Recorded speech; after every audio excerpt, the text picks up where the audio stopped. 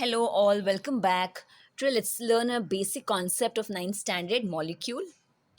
Let's go with the definition. A molecule is a group of two or more atoms that are chemically bonded together, which are held by strong attractive forces. Or another way of representing or talking about molecule is that it's defined as the smallest particle of a substance or a compound that is capable of an independent existence and shows physical and chemical properties of that substance. Okay, so let's take one example and understand this. So if I take HCl, now HCl is a molecule, okay, and many such molecules of HCl constitute to become a compound. Okay, so it means that there are n number of HCl molecules which are brought together by some attractive forces. It can be covalent, ionic, it can be some hydrogen bond, or it can be van der Waals force. Okay, different types of forces and bonds we are already aware about. So this type of energy or forces will come together, and it constitutes a compound or a substance.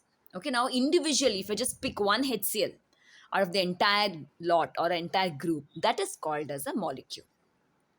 Okay, so molecule mainly has properties which are similar to that of other molecules, and they're also similar to that of that particular compound. So it's not that if I number this as HCl1 and HCl2, it's not that the first HCl will have different chemical properties than the second, right? That doesn't happen like that, because they're all identical.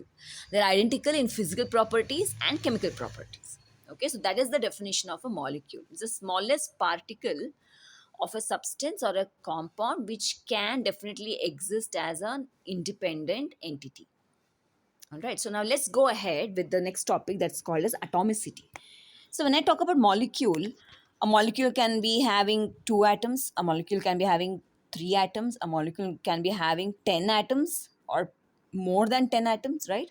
So based on that, we have a term called as atomicity. So what is atomicity? The number of atoms constituting a molecule is called atomicity. So we have monoatomic molecule, right? The first one, which says that a molecule which is made up of only one atom and it lacks any type of bonding. For example, helium, neon, argon. So students, helium, neon, argon, all these three belong to the 18th group in the periodic table. So they are also called as noble elements, noble gas, or they're also called as inert elements. Okay, so these can exist independently. So you can observe only one helium atom which can independently exist, okay, and which is stable. Similarly, you can expect a single atom of neon, a single atom of argon, a single atom of krypton, Kr, right? So these are termed as monoatomic molecule, and the examples already I have mentioned. Now let's go ahead with the next one, diatomic molecule. It is a molecule made up of two atoms of the same element or different element. So suppose if I take oxygen element, and oxygen, if it bonds with itself, okay, itself and one more oxygen atom. So what is it called? It's called as a homonuclear diatomic molecule. So that's the meaning, same element. Okay, students, the meaning of same element is that oxygen elements itself form two double bonds here. Okay, two oxygen atoms form a double bond to give rise to an oxygen molecule. So they are identical, isn't it? These atoms are identical. It's both are oxygen. So that's why they're called as homonuclear. So homo in Greek means same. Similarly, you can give so many other examples. I already mentioned here. Hydrogen. Okay, H2. Then we have nitrogen, N2. So observe how are these molecules? They have the same atoms, hydrogen. Two hydrogen atoms bond by covalently becomes hydrogen molecule. Similarly, for nitrogen, three bonds between two nitrogen atoms. Again, the two nitrogen atoms belonging to the same element, nitrogen. So that becomes homonuclear diatomic molecule. And how many atoms are there? Two atoms are there. Two hydrogen, two nitrogen, two oxygen. So that's why they're called as homonuclear diatomic molecule. Similarly, if you talk about chlorine molecule, Cl2, bromine, Br2, fluorine, F2, iodine, I2, isn't it? So these are all the examples of homonuclear diatomic molecule. Now, similarly, you have heteronuclear diatomic molecule also. So some examples. I'll just write here on the screen. HCl. How many atoms is HCl made up of? Two atoms. What are they? Hydrogen and chlorine. So it becomes heteronuclear. They're different atoms, right? Hydrogen is different, chlorine is different. So that's why it becomes heteronuclear.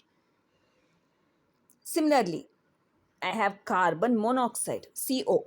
So there are two different atoms, carbon and oxygen, and there are two atoms. So that's why they're called as heteronuclear diatomic molecule. Okay, so these are some of the examples for similarly NO, nitrous oxide, NO, no. So this again is what is happening. It's heteronuclear. Nitrogen is different, oxygen is a different element, and there are two atoms, so that's why they are heterodiatomic molecule. Now let's go ahead with triatomic molecule. Okay, so as I've already mentioned here, some more examples are there. HBr, NaCl, and so on. Okay, now let's go ahead with triatomic molecule. It's a molecule made up of three atoms of same element or different element. So here if you observe, ozone, what's the formula of ozone? It's O3, means three atoms of oxygen bonded by covalent bonds, so it becomes ozone. So here what's happening, students, they are the same element. They're all made up of, all the three atoms are made up of the same element, oxygen. So that's why they have become homonuclear triatomic molecule. Okay, now the some of the other examples I've given is H2O. Observe, let's add the number of atoms. 2 hydrogen plus 1 oxygen, 3 atoms. Similarly, carbon dioxide, 1 atom of carbon plus 2 atoms of oxygen, 3 atoms. SO2, 1 atom of sulfur, 2 atoms of oxygen, 3 atoms of SO2. 3 atoms is made up of SO2. So such type of molecules are called as triatomic molecules. So usually in the form of MCQ, you can expect in your exams, out of the following, which is triatomic, or they'll give you an option like CH4, and they'll ask you, does the atomicity of CH4 is options 1, 2, 3, 4. Okay, so like that, you just have to count the number of atoms present in that molecule, and then you will write down the atomicity. So it's very simple. Atomicity is number of atoms present in a molecule. Just add them. Okay.